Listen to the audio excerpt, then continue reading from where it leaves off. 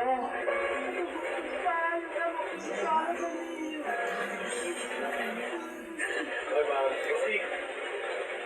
Bakit po ang higpit? Parang nagparamdam po kaya sa inyo na baka yun na? Hindi ma'am. Niyarap ko siya ma'am kasi parang niyarap ko na tagal pa siya umuwi. Niyarap ko parang hanggang December na kasi December na naman kami makikita ulit. Nagpapanggap naman yung mga araw. Kahit ang mga kasi si welcome to my mini vlog. So ayan, dahil maaga pa rin naglakad at nakating tayo doon sa pamamalang kaya hindi na yung tatay na naman pa naman Yung kitchen ma'am is bibigyan namin ng 20 pieces lang. Hindi ko wala yung isang araw lang. 100 pieces sa ang nag-order sa akin. Wow. Ano bang klaseng anak siya? Siguro hindi ko wife na bata. Tumutulong po siya sa pagtitinda. Oo, ma'am. Kahit po nung sumikat na siya sa panahon pabasa, tumutulong pa rin siya. Sabi ko, hindi nga nahiya yung nanakaw. Hindi nga sila nahiya eh. Kayo ba kaya na malamal? Ang husay daw ni Bobet sa pagbabasketball namana niya sa kanyang baka Bobot na dati rin pala basketball player. Alam mo may potential sa dati dahil sa tindig pa lang niya, marunong siya umawak ng bola. Minsan din, nagkalaban din kami. Hindi ko siya matalo ng pupamonin noon kami. Mula pagkabata, gumawa ng sariling pangalan si Rene o Bobet sa kanilang lugar. Kasi niya sa Alinidita daw. Nakasali na sila sa kalabang bansa. Yun, nag-champion na sila. Nakakuha niya ang MVP. Napapansin mo ba? Parang nagbabago na si Luna. Lalo ang dumating ng mga lolo. Kanyang mga naabo parang katuparan daw ng mga pangarap noon ng kanyang ama. Kasi hindi kayo naging professional na basketball player. Umasa ko kayo na si Bobet ang participant mo.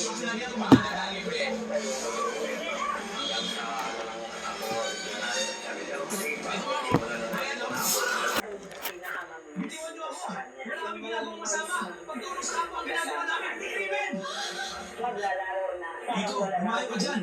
Alam namin na gusto nyo lang gawin ang puno namin para pagkakitaan. Ito ay utos! Kumain ka na! Parang awa nyo na! Huwag nyo silang saktan! May mga bata rito! Umalis kayo sa bakuran namin! Sana naman ang atas ganyan. Minsan nga is makulitan niyo sa akin kasi parang pagsabi ko Ang basketball nagbukas ng mas maraming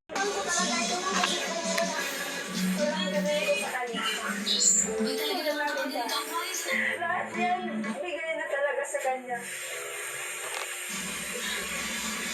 Ito yung una niya sa patos magkasya sa Davao ba? Ito yung pang-training niya, Ang paglaro hindi, niya. hindi sinasadya na magaling sa magandang babae. Sa kanyang pagkaligo, nalilingin ka ng mga babae ng bukas. Hindi sana siya ay bumubugay sa mayamang binata. Kung mukha mayamang binata ng isang isa ka, diretso ka po ang mga kulubi. Ang kumilikuan ko sa kalalubo. At sa yasya nila, ang ipot sa lahat ng mayamang binata. Nagdayin sa kanyang pamilya, siyempre nga daw ito tapos sa kasala. Nagdayin ang mga kulubi para ng tiro. Ang mga mayamang binata ay hindi na nagpatawanan. Hindi nila ang malapit sa lahat. Nagdayin para sa kasya nila, nagdayin ang mga kanalang sa Kevin. Namatay siya bago siya kapasita. Labis na nagdamati ang mga kapatid. Ang ganda umawag sa mga kalman. Kinakailangan na lang magkakahanan sila ng sa mundo. Pagkasa na sila rin ang nakakapagpasahan. Makinig sa mga kaya sa dali. Dinalang mga kalman sa mga kasama siya na ang isidente. Pero ito, nalaman ng mga kaya mga detalye. Nalaman na, pagkakinig ko ay mga anak na bagong pinakalan ng pamilya sa yante. Dalawa sa kanila yung minus sa pinakalan ng konse. Nakadisplay din ang mga karangalang iniwan ni Bobet. Pati na ang kanyang mga jersey na ang isa inaalok na ragbili ng milyon. Sabi ko, ayaw po, kahit ilang din kaya hindi ko yan ibibigay kasi lahat ng mga Ma'am, halika na dito. Kain muna tayo. Alam ko gutom na gutom ka na sa akin na kanina umaga. At hindi pala sa ngayon. Mamaya bukas o ma'am, na tayo sa Nyongan. Akyatin mo lahat ng loob dun ha. At may premyo ka sa akin. Ma'am, halika na dito.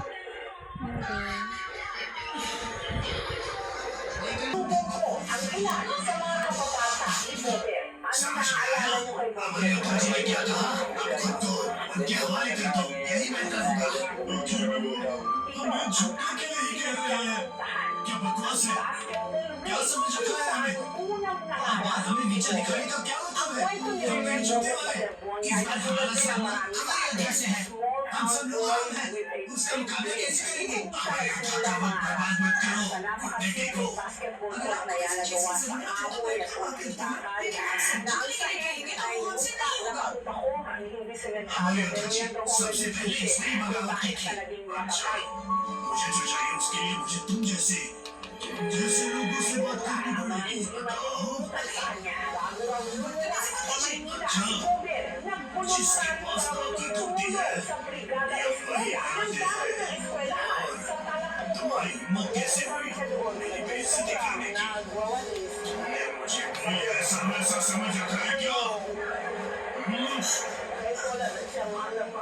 Yasmin अगर मैंने तुम्हें सब नहीं सिखाया तो तुम मेरी एक भी बात नहीं मानोगी है ना बोलो इस दुनिया से तुम्हारा कोई लेना देना नहीं है समझे इस दुनिया से तुम्हारा कोई लेना देना नहीं है समझे तुमने मेरे दिल की शक्ति को रोका है मैं बच्चे खानदान का वारिस कैमर की मसीह बनने का शौक है नहीं छोड़ूंगा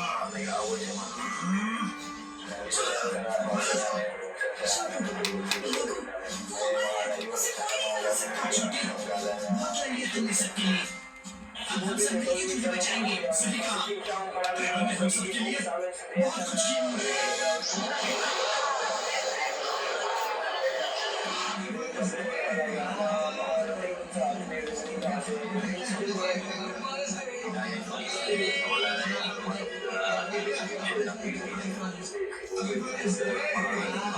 Ang Ateneo de Davao University, saan ang high school si Bobet.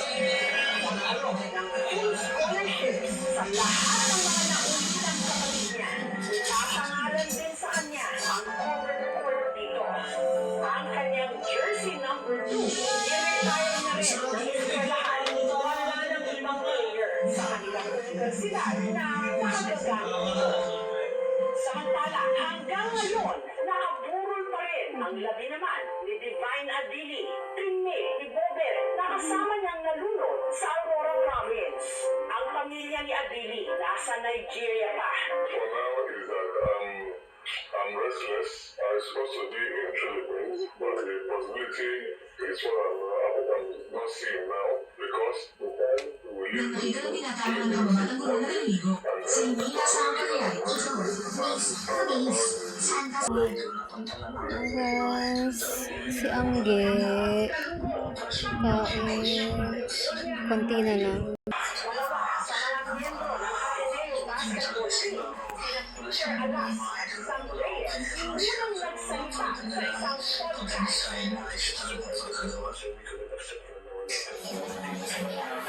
Sinundan ito ng town hall meeting na inorganisa ng Ateneo kung saan nagsalita rin ang tatlo pang players tungkol sa nangyari. Bago pa raw sila lumusong sa dagat, alam na nila na malakas ang mga alon doon. Sa unang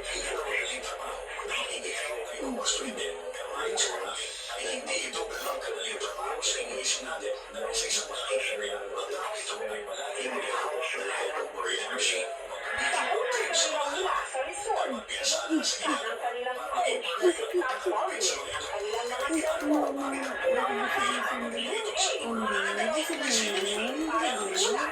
cellphone. Training.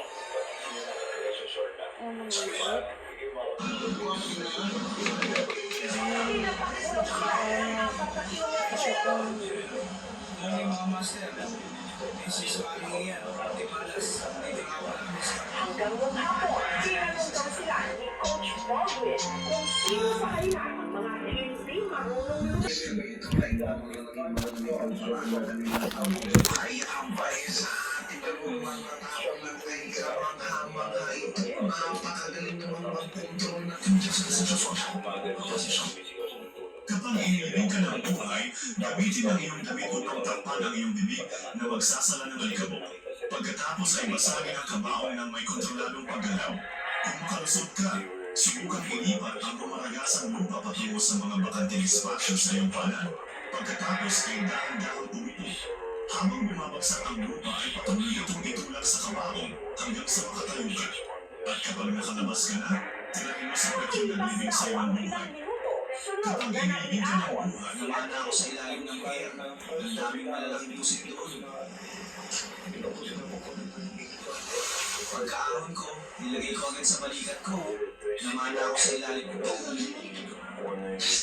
Mga kaidol, ito pa yung mobility electricity mga kaidol. Wala na kaidol mga kaidol, para bubuhat ka ng pa. Masinti mga kaidol, di mo na kaya. Automatic yun. Ayon sina Alak at Reyes, Benji hindi lang Paras, sila ibinahagi sigurado na kung ang noong kanilang panahon niya pagpunta sa San sa Beda Aurora at ay sa UP. parents' consent Araw kung silang ano ng naranasan training papeles sa na dagat. ibinigay sa kanilang mga magulang bago ang Benji tinatawag Paras, nilang ibinahagi na building noong activity. panahon raw niya sa San Iisa lang Beda din daw at ang sa UP. lifeguard at Wala raw security silang guard sa naranasan resort. training sa Hindi dagat. rin daw At kahit sa wala kung may PBA sinabi ang National resort hindi rin sa sila mga pinapagawa na ng huwag training sa masyadong dagat. nilalayo o Kadalasan lang nila iba yung ang mga conditioning paglalaro ng ay sa dagat. swimming pool, Dahil sa hindi sa nangyari, open sea. pinasara Kaya ang ngayon resort. netizens at ayaw pa nito. Totoo yan. Kahit sila Michael Jordan kaya kasi ang NBA player sa Fulham yun. Nag-exercise hindi sa dagat. Ngayon lang talaga ako nakarinig ng basketball player na may training sa dagat. At hindi pa nila kabisado ang resort na pinuntahan nila. At isa pa, hindi man lang sila nakipag-coordinate sa LGU para kahina-hinala ang pangyayari. Bill, bakit kaya napunta tayo? Boss, tumatagal pa kayo na kasi. Konti na lang. Ang